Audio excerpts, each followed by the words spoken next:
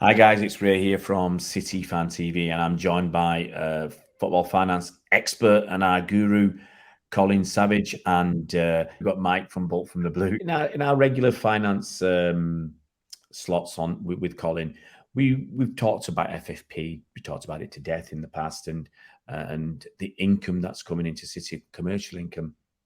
Today, I want to focus on the sponsorship income coming into Manchester City and how, despite the 115 charges, big worldwide big names, household names, want to sponsor Manchester City. They want to be involved. More and more sponsors are being named by Manchester City, and existing sponsors are paying increased amounts of money to Manchester City, and we'll get Colin's take on this and where the sponsorship income is going to go. I want to give a brief mention to what happened back in the day once we were taken over by Sheikh Mansour. There were a lot of sponsors from Abu Dhabi. I think that's only natural. You know, if your owner is from maybe, let's say, Boston, maybe you'll get a new shirt sponsor from Boston, potentially, or from not too far away that you got links with. And City, yeah, that was in the past. I think now we're on our total sponsorship from Abu Dhabi companies will be 8-9%, something like that. People have queried the amounts of sponsorship from these companies, like the Etihad deal back in the day, a 10-year deal for £400 million. People said that was just fictitious amount of money. But I think at the time, I remember saying it seems like fair market value for a team that's going to go places. And once City have started going places, I think there's no argument that these deals are at fair market value. And I think UEFA themselves have agreed they're at fair market value. So now I want to bring in Colin to have a chat about where our sponsorship is at the moment and why people are lining up to sponsor us. Well, it's interesting, actually. I was running some numbers, and when we first moved to the Etihad, and that was 2003, our sponsorship, our commercial income was about 30% of our overall revenue. So first full season at the Etihad, 62 million turnover, 19 million commercial income. So that's 30%. Fast forward to 2009-10, when the takeover started happening. Obviously, our income actually didn't go up that much. So 2009, our total turnover was 87 million. Our commercial income was 48 million. So that's kind of 55% of the total. And obviously, over the years, as we've become more successful, our commercial income has grown. So when we first won the title, Premier League, in 2012, it was 121 million, and it was just over 50% of our turnover. It went up then to 140 million, 160 million, 170 million, hit over 200 million in 2016-17, and finally got up to 300 million last year. So it's steadily going up all the time, not in huge amounts, but it stayed around, high 45, 46, 47, 50% of our income. And of course, when we go back to the 2014 and the financial fair play charges, UEFA did a big investigation into our sponsorship income, and it looked at the Etihad deal, which was the biggest at the time, and what they essentially agreed was that it was fair value. So Etihad were getting fair value for their money. So obviously, they got the name on the shirt, they got the training contract, campus sponsored, the name of the stadium sponsored, and UEFA reckoned that based on similar deals, that wasn't outrageous in any way, shape, or form. So, there's nothing particularly out of line. And what I also did actually was compared it to United. Now, we're always told United is this commercial powerhouse, biggest club in the world, blah, blah, blah. And amazingly, the proportion of commercial income that they get is very similar to ours in terms of overall revenue. So if we go back to 2017, 2018, our commercial income was 46%, theirs was 47%. A couple of years ago, ours was 51%, theirs was 55%, 48%, 47%. And for the first time, really, we've gone past them in the last financial year to 2022, where our commercial income was just over 50% and theirs was only 44%. But the really interesting thing about United's income is back in, just check my numbers, make sure I got that right. The 2015-16, they recorded commercial income of 268 million. And that's barely changed over 7 years. Because last year it was actually 258 million. So it's been up to 275, 276, 279. But their commercial income from 2016 to, well, the last year they provided full accounts, it's been pretty static. Now, ours in the same period has gone up from 178 million to 309 million. So that's a fair, that's, oh, I don't know, I mean, it's not quite double, but it's about 60% increase in our commercial income. And if you remember, Ed Woodward said that success on the field doesn't, or lack of success on the field doesn't impact commercial income. Well, clearly it does. You can see it in the figures. So not only are the numbers fairly similar, but obviously ours has overtaken them now, but the percentages are fairly similar as well. So it's not like we're getting anything out of line, considering the success we've had over the last 10 or so years. And if you look at Liverpool, Liverpool will class themselves as a major global club. Their commercial performance is actually quite poor. They were well behind both us and United for a long time. They weren't. They really weren't pulling in the commercial numbers. They've sort of picked up a bit, but they're still, well, they're well behind us, and they're a little bit behind United. So what then is, for a hugely successful, consistently successful club, we're 100 points. We with the domestic quadruple. We've obviously just done the famed treble.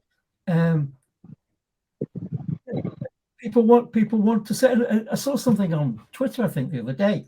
Someone was in Italy, I think it was Venice or Genoa, somewhere like that. They were in the airport sports shop, and of course it was full of Italian shirts. The only non-Italian shirts were City shirts.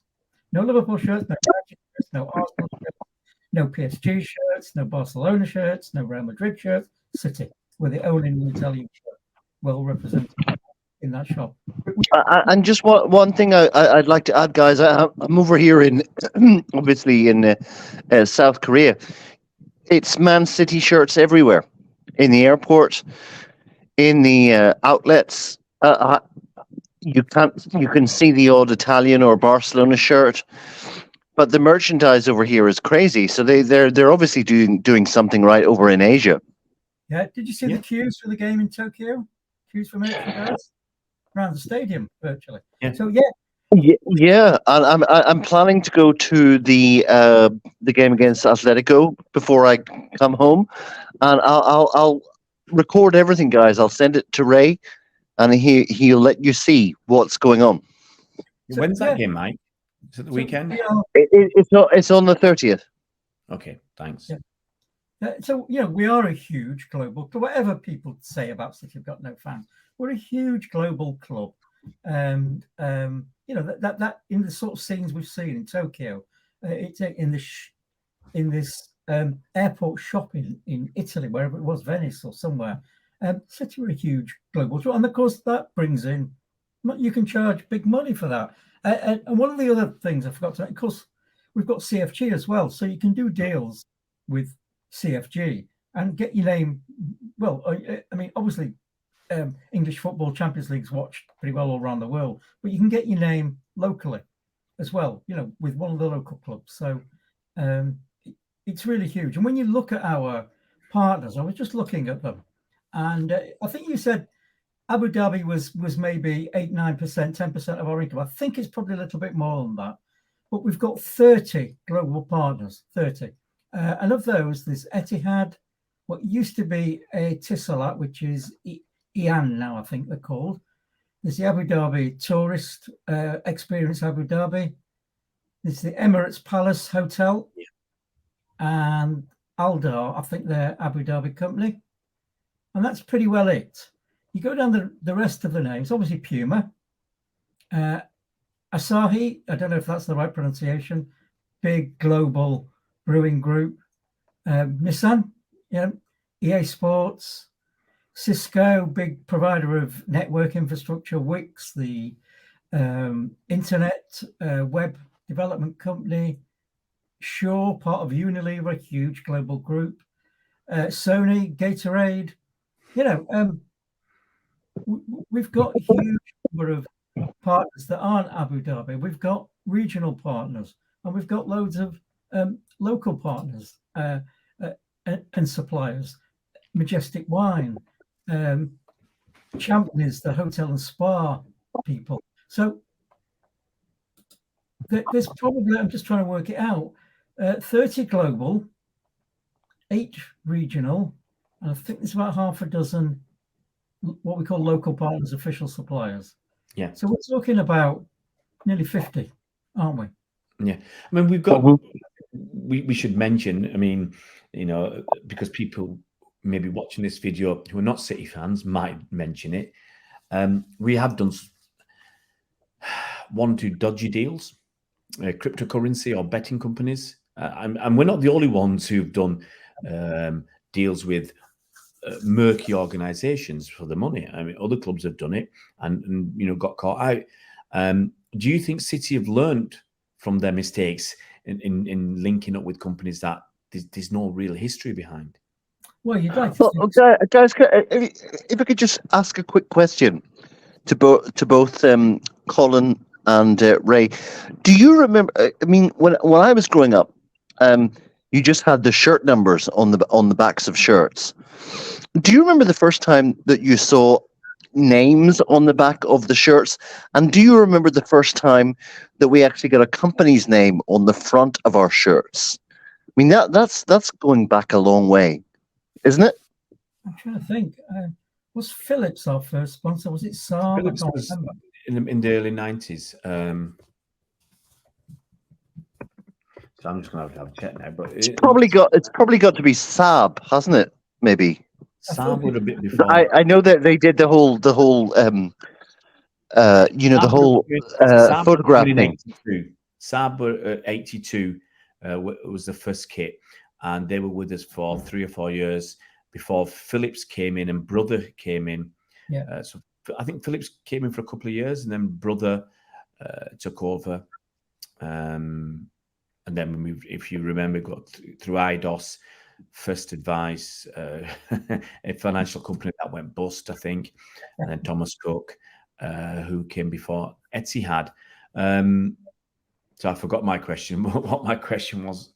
Oh yeah, I'll ask again, Colin, about these dodgy companies that City got involved with. Well, you'd like to think so, wouldn't you? I mean, we're now a big brand. You don't want to risk all this stuff about Nigel Farage being dropped by Coutts Bank, and I know, having worked for banks for many years, that banks monitor reputational risk with politically and business figures who might leave them exposed to reputational damage. So you'd like to think City did a bit of due diligence on some of these companies, but there's definitely been 1 or 2 howlers, hasn't there?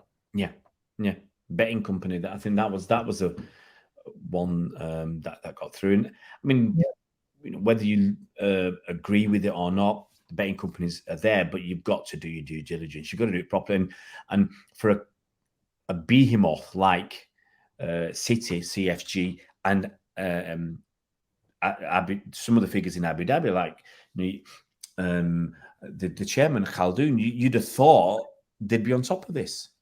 Yes, you would, wouldn't you? But most of our sponsors are big, well-known, almost household names.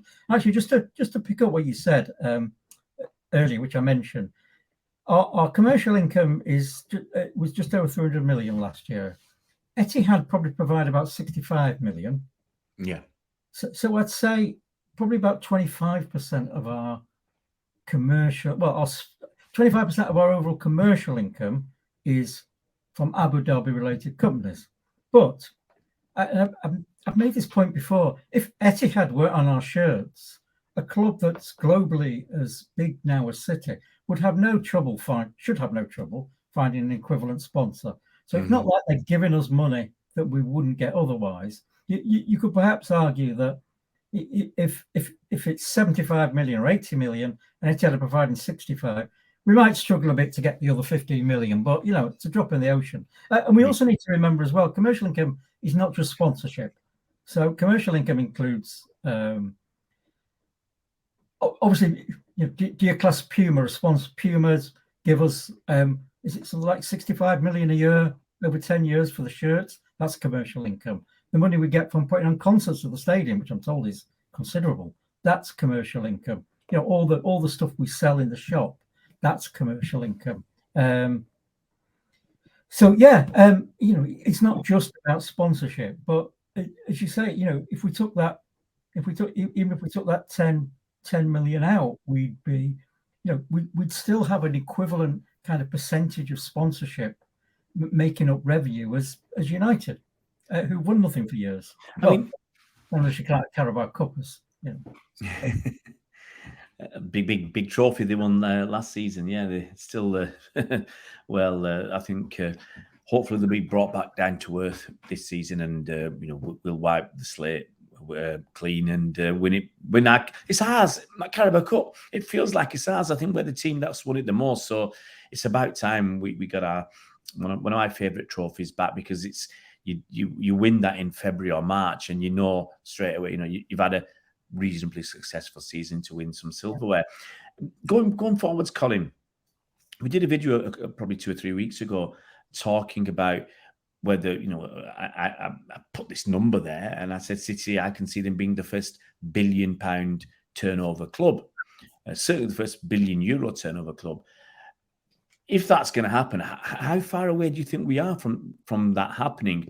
Because obviously sponsors keep on increasing. I think, if we carry on as we are, that will increase. I suspect our commercial income in the 2023 financial year, which is yet to be announced, we're going to be looking at north of, going to be looking at more than 309 million we did last year. Yeah. We're probably going to be looking at 340, maybe 350 million, something like that. What will put it up, of course, is when the North Stand expansion with the hotel and the arena, and the revenue from those all comes on stream. So perhaps looking at about 4 or 5 years.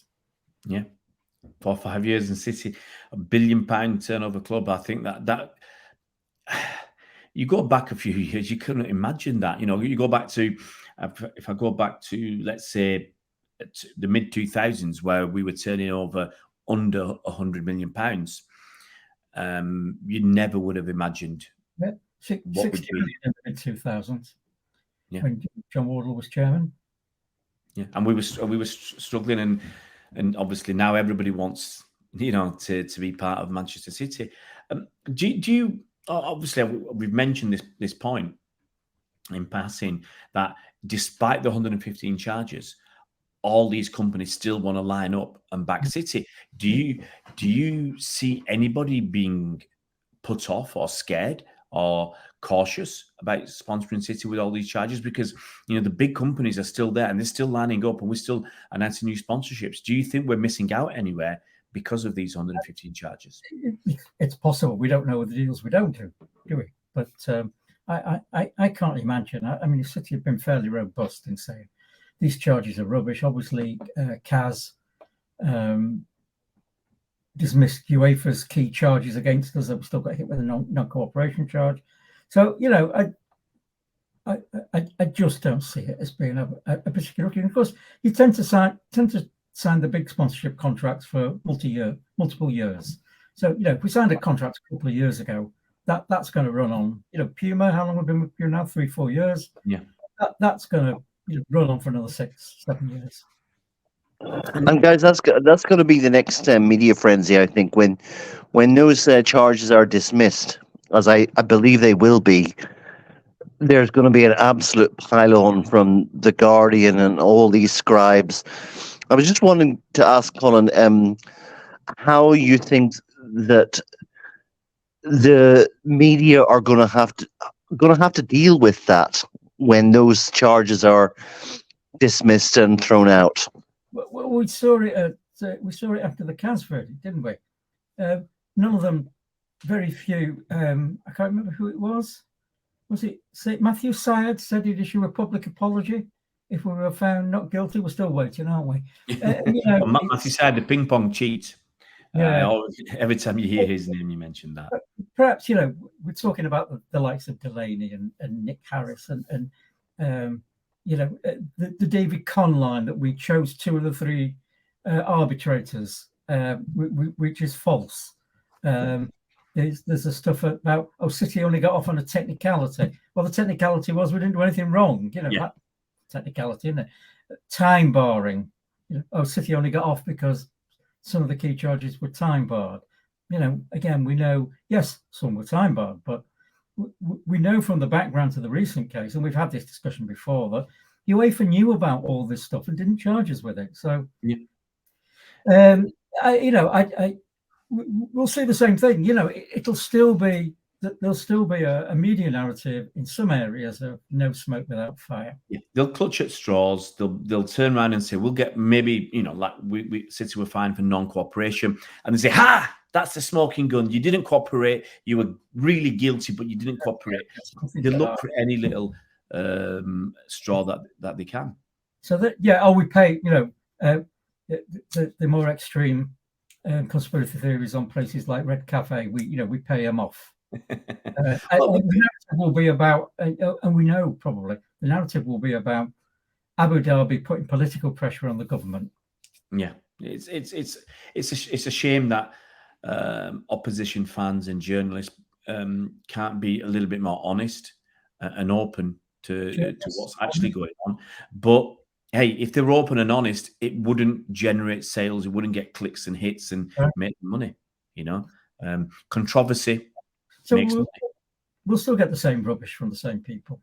Yeah, it will not change. So I'm going to start winding down this little chat about sponsorship. It looks like City will just keep going forwards. I can't. It's a funny old thing when you talk about United and kind of we said we don't want to be like United. We're not only on the sponsorship kind of thing. I don't think we're as bad as United. I don't think we've got an official noodle partner in Singapore yet or something. But what I think we've done, we've out-United United. And we've done it with a bit more class. We haven't just gone down to the nth iteration and nth degree and to get these noodle sponsors or whatever. Tractor sponsor. Yeah. I think what we've kind of done is done it on a bigger scale or kept it wider rather than go down to the nth degree. We kept it wider, got more money from bigger sponsors, regional sponsors, rather than right down to, as I keep mentioning, that noodle. But I think there's possibly one more thing, Ray, and that is that we have not got a fan base that are allied against our ownership in the same way that you have at Manchester United. I mean, every man jack of us is behind us and what we're doing. Whereas United, they're absolutely toxic about their ownership, and that's something that's quite important. Yeah, and again, would you want to be a sponsor of United when you knew you were going to perhaps attract that toxicity? And you look at their shirts, Team Viewer, and I said this a while ago when they did that deal. That deal doesn't make sense. Not to Team Viewer, it doesn't, because the amount they were sponsoring them for was compared to their kind of net profit was ridiculous. And even their own investors now said that. So as we said earlier, Ed Wood would claim that lack of success didn't hurt them commercially. Well, clearly it does. That Team Viewer thing, all you need is a mug I mean, they had Chevrolet sponsoring them, and that fella got fired, didn't he? He'd set that deal up for what, Yeah, yeah, 54 million quid a year. And I think you just remind me, one of the other things that always comes up is how can City have these big sponsorships when they haven't got that big a fan base? And I think we've demolished this one before, but it's not only City fans who fly Etihad. You know, Standard Chartered, as far as I'm aware, well, they don't have a branch in Liverpool. You know, it's not only Liverpool fans bank with Standard Chartered. Not only Manchester United. Well, I didn't even know about actually TeamViewer. I'd never really heard, and I work in IT. I'd never really heard that name before they started. Chevrolet, they pulled their operations out of Europe. United was sponsored by Aeroflot at one point. You know, didn't fly out of Manchester. So, you know, it doesn't matter how many fans you've got. As I said earlier, it's about the exposure, the global exposure of the club. I mean, fundamentally, you've got to have your core fan base behind you, not only with the team and the management, but also the sponsorships. Now, I didn't know anything about TeamViewer until I think it was probably last year where I had a computer problem. And one of my friends says, get me on TeamViewer so I can control your screen and I can fix your computer problem. That's the only experience that I've had ever with TeamViewer. I don't know, guys, if you've ever used their services before. I used them years ago for obviously the same sort of thing, so someone could sort my computer out. But that would have been many years ago. I mean, I had no idea that they had that much money behind them.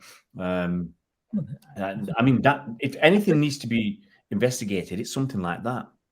I think I think off the top of my head that sponsorship deal was more than their net profit for the annual net profit. That doesn't. That's a hell of a punt from TeamViewer. A hell of a punt. And the guy who set that deal up, when TeamViewer go out of business, they'll be calling him a punt as well afterwards. I'm going to start winding up, guys. Thanks so much, Colin, for coming on and giving us your pearls of wisdom about the sponsorship and the finance element. And thanks a lot, Mike, all the way in South Korea, where it is about 4 a.m. in the morning. Thanks for staying up this long, Mike, and joining us for this little stream.